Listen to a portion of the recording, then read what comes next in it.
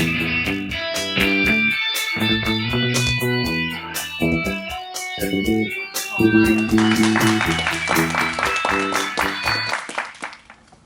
see this piece of tape on the floor here?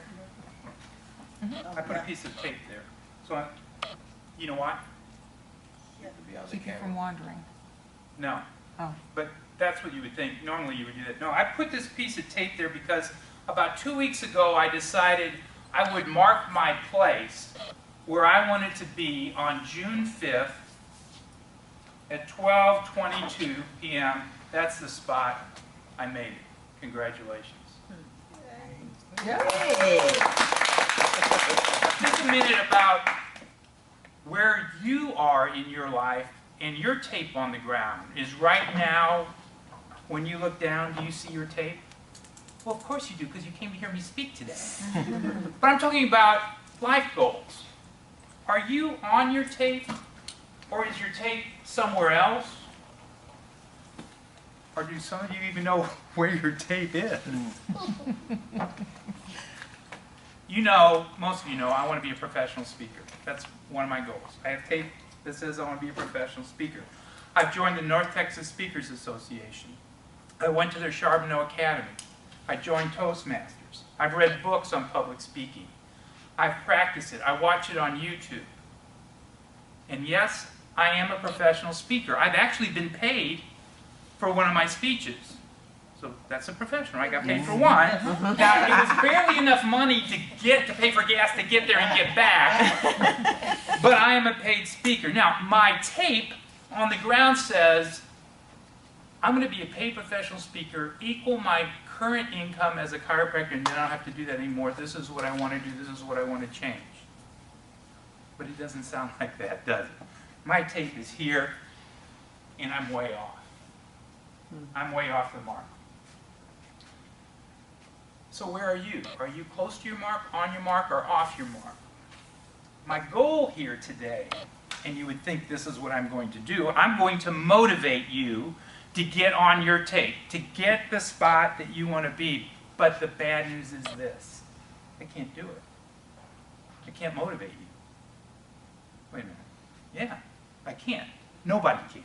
I mean, I can inspire you, I can get the rah-rah going, but I can't make you get motivated. Because the truth is, you're already motivated. Well, wait a minute. If I'm motivated, why aren't I on my tape? Because you're not motivated to get on your tape, you're motivated to do other things. So, if you play golf every week, Steve, you play golf every week? Yes. No. Would you like to play golf every week? I love it. If you could do things to make it, you play golf every week. Okay, so playing golf every week is something that would be, he has in his mind of something to accomplish. Your brother, I know he watches his kids play sports. That's high on his thought pattern. That's high his motivation. I have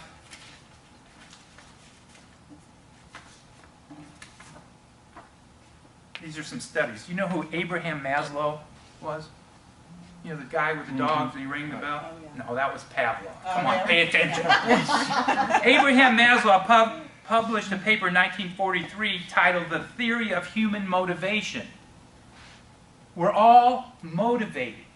And basically, we're all motivated for the same things. He starts out at the basic, the lowest, the physiological. That means you need air first. And once you decide you've got enough air, you look for water, right? And then food, and then shelter. And it goes all the way on to what he calls self-actualization. Reaching your potential. Self-actualization. So he has a list of things. So I've got this down, I'm kind of writing it out. My wife comes by and says, physiological, safety, love, esteem, self-actualization. She says, man wrote that. I said, how did you know man wrote that? Yeah, man wrote that. I said, how do you know? I don't see shopping anywhere in there. Shopping's not one of those important things in my hierarchy. And I've got 4 daughters. She's absolutely right. There's another guy. His name's Vadim Kolinikov. We'll have a spelling test later. But he has 6 areas of what they call unconscious mind-controlling values. Unconscious mind-controlling values. And his are similar. The quest for knowledge, the desire to save, make, or as my wife would say, spend money. There's another guy, he's a chiropractor, I've seen him speak before, his name's John DeMartini. He labels 7 levels or values, but he says they're interdependent of each other. He says they're not in an order. He lists spiritual, mental, vocational, financial. There's no preconceived order. Now, let me tell you a little bit about what all this means. If you boil it all down, we are motivated by what I call our scale of importance. Our scale of importance is where we are in our lives. So Steve, if you play golf every Tuesday at 4 o'clock, then that's high on your scale of importance. Your brother Patrick, he's watching those kids, that's high on his level of importance. I want my children to do well in school, I help them with their homework, that's high on my level of importance. Now, maybe you want to lose some weight and you can't, then that's not high on your level or scale of importance. And I lost my place. Oh. So you with me? You have to get the stuff higher on your scale of importance, and then that's what motivates you. Here's how you do it. There's 3 strategies that I have. The first is pick one area in your life that you want to improve, that you want to get high on your scale of importance. So for you, playing in the seniors tournament, that may be high. 10 years. What? That may be high. And do what to it? What should you do with this idea in your head? Write it down. Pick one idea, not 3, not 5. It'll cloud it, you won't get anywhere. Pick one at a time. One idea, write it down. I want to eat better. Or you might refine that a little bit by saying, I want health to be an important part of everything I do.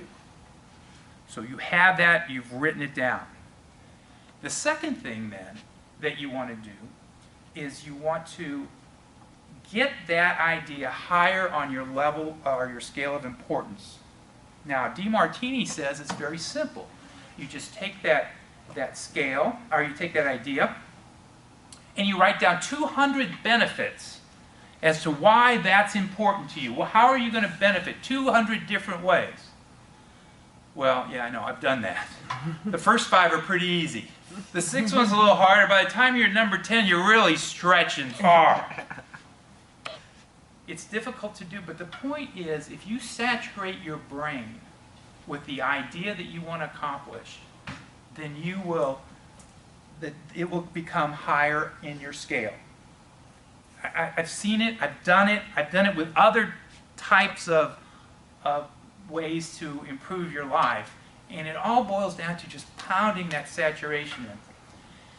And the third thing that you want to do is allow time to implement your new level, the new idea that you want.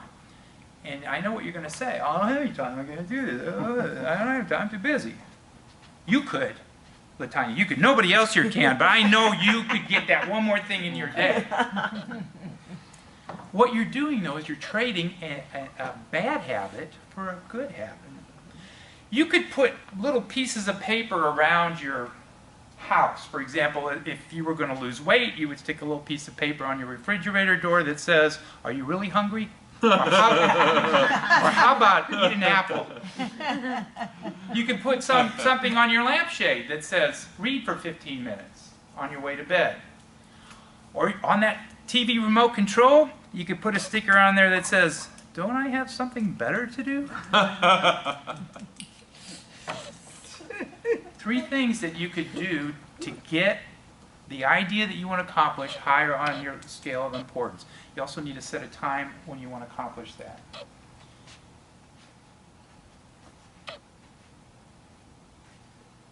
In 1985, in St. Louis, Missouri, I loaded up a U-Haul with everything I owned. My chiropractic office, I had an x-ray machine in there, I had adjusting tables, I had every single thing that I owned in that U-Haul in both my office and my house. I put 2 car seats in, it was a bench seat, I put 2 car seats in there for my 14-month-old and my 3-month-old. And my wife sat there, I sat there, and we towed a station wagon behind the U-Haul with an old English sheepdog riding in the back. And at 10 o'clock that night, we left to go to Texas to move here. I had saved $10,000. I borrowed $2,000 from my wife's grandmother. That was coming home money. That means if we didn't make it, we were coming home, and that $2,000 was to rent the U-Haul, reload, and come back. I went door to door when I first got here and opened my practice to 350 homes because I didn't have any money to spend on advertising. I went 350 homes, knocked on the door and said, "Hi, I'm the new chiropractor in town. I'm doing a survey. Which newspaper do you read?" Because I didn't know if they read the Fort Worth Star-Telegram or the Dallas Morning News. "Would you go to a doctor who's open early in the morning or late in the morning?" You know, I had a list, but when I was done, I said, "Can I send you an opening announcement?" Which they said yes. I already had their address, and I sent that. I came home one day because some guy chewed me out for waking him up. And I walked in the door, and I remember my wife vividly with the two kids, one on each arm, saying, "Why are you home?" And I said, "Well, because it's going." She just looked at me and goes, "You got to feed these kids. Get out there." So go back out. But when I opened my practice, I had 6 new patients that first week. Well, rent on my house and my office were $2,000 a month. I only had 10, and we got within $800 of Grandma's money. And then the collection started to come in. It turned around. I guess the rest is history. So I had a tape on the ground marked. I had to have a successful business that I built from scratch. I had to do it. It was high on my scale of importance. And yes, I had motivation, but it didn't come from reading a book. It came from myself wanting to not let my family down. 3 things. Pick what you want. Focus on it. Get the benefits saturated in your brain. And then allow the time to make the change. Do that. You'll get higher on your level of success, and it'll increase your chances of being where you want to be. I put that tape right there. That was a simple thing. You take your tape, plan it, and go. I'm Dr. Paul